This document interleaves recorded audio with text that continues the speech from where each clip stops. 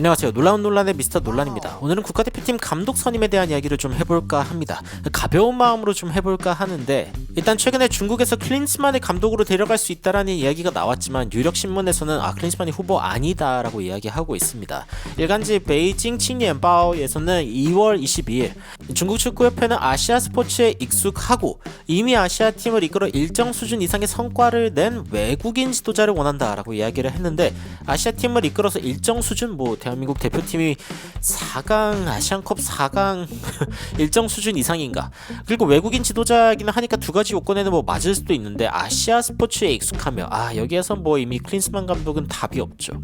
일단 이 중국 언론에서는 축구 대표팀 1순위 2순위 후보로 카를로스 케일로스 그리고 브랑코 이반코비치 감독을 언급했습니다. 위르겐 클린스만 감독은 명단에 없다라고 이야기를 하는 것이죠. 그러면서 예전에 이 케일로스 감독은 국가대표팀 사령탑으로는 어디를 지휘했다. 근데 이게 중요한 게 아닙니다. 중국 언론에서 지금 어떤 이야기를 하고 있는지 이야기하기에는 지금 대한민국 대표팀도 난리입니다.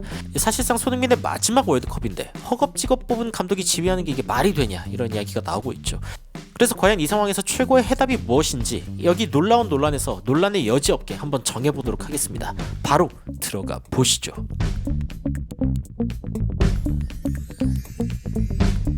최근 축구협회가 위르겐 클린스만 감독을 경질한 다음에 새로운 감독 찾기에 돌입했다라고 이야기가 나오고 있죠. 여러 가지 이야기가 나오고 있는데, 그런데 신중하게 지금 정할 수 있는 시간이 별로 없습니다. 신속하게 정해야 되죠. 3월부터 당장 지금 대표팀을 이끌어야 되는데 2월도 얼마 남지 않았습니다.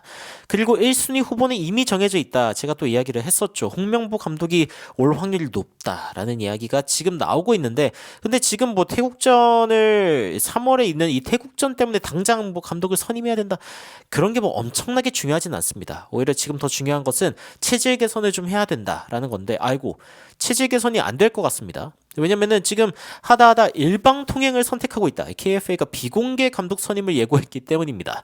그러니까 1차 위원회의 그 회의는 그나마 공개라도 했는데, 이 전력강화위원회의 두 번째 회의는 공개 안 하겠다. 그러니까 어떻게 가든 간에 이거 욕먹을 각이다라는 생각이 드니까 그냥 비공개로 지금 선택을 하겠다라고 이야기가 나오고 있는 것이죠.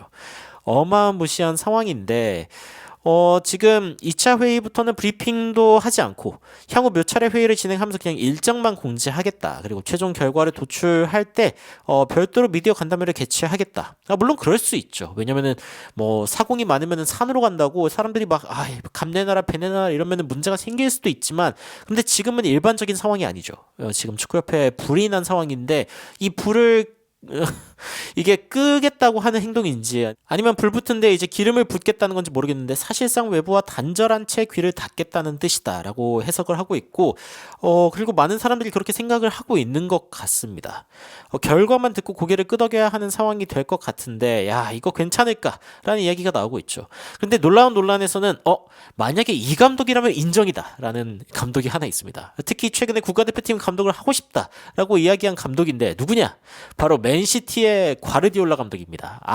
논란님 장난하지 마세요 라고 하실 수도 있겠지만, ESPN에서는 최근에 과르디올라 감독이 국제적으로 지금 국가대표팀 자리를 찾고 있다라는 이야기가 나오고 있습니다. 당장 선임할 필요 없습니다. 당장 선임할 필요 없고 데려오기라도 하면 다행인데, 자, ESPN에서는 어떤 식으로 이야기하냐? 브라질, 영국, 잉글랜드죠. 그리고 미국 등등의 여러 가지 대표팀이랑 좀 얽히고 있는데, 월드컵이든 유로피언 챔피언십이 됐건 코파 아메리카가 됐건 어쨌건 좀 다른 이 국가대표팀 트로피도 들어보고 싶다라는 이야기를 한 거거든요. 이게 ESPN 브라질과의 인터뷰에서 과르디올라가 이야기를 했는데, 내셔널팀, 그러니까 국가대표를 맡고 싶다. 국가대표팀을 통해서 월드컵이라던가 유럽 챔피언십을 따고 싶다라고 이야기를 했습니다. 그러면서 과르디올라 감독이 뭐라고 이야기하면은, 이제 누가 나를 원할지 모르겠다. 뭔가 클럽에서처럼 이렇게 할 수 있는 국가대표팀이 있을지 모르겠다. 이런 이야기를 하고 있거든요.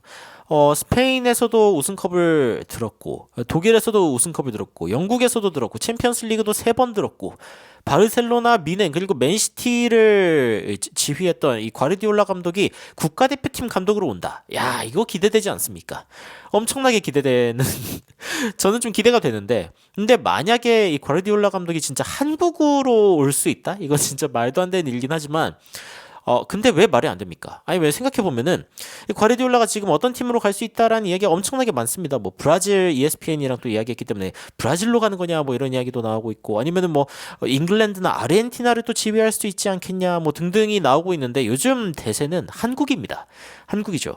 뭐, 펩 과르디올라 너무 그 연봉이 높은 거 아닙니까? 뭐, 이런 식으로 이야기할 수도 있는데, 축구 감독 연봉 순위를 보면은 펩 과르디올라가 2위라고 합니다. 연봉 1위를 기록하고 있는 지도자는 여러분들도 아시겠지만 사우디아라비아 대표팀 로베르토 만치니 감독입니다. 최근에 그 조퇴했던 감독 여러분들 기억하시나요? 사우디의 만치니 감독 연봉이 360억이다 뭐 400억이다 여러 가지 이야기가 있는데 여하튼 압도적으로 높다. 압도적으로 높은 사람이고, 그리고 사실은 2022년 월드컵에서 감독 중 최고 연봉을 받은 사람은 90억 원을 받은 독일의 플리크 감독이었습니다.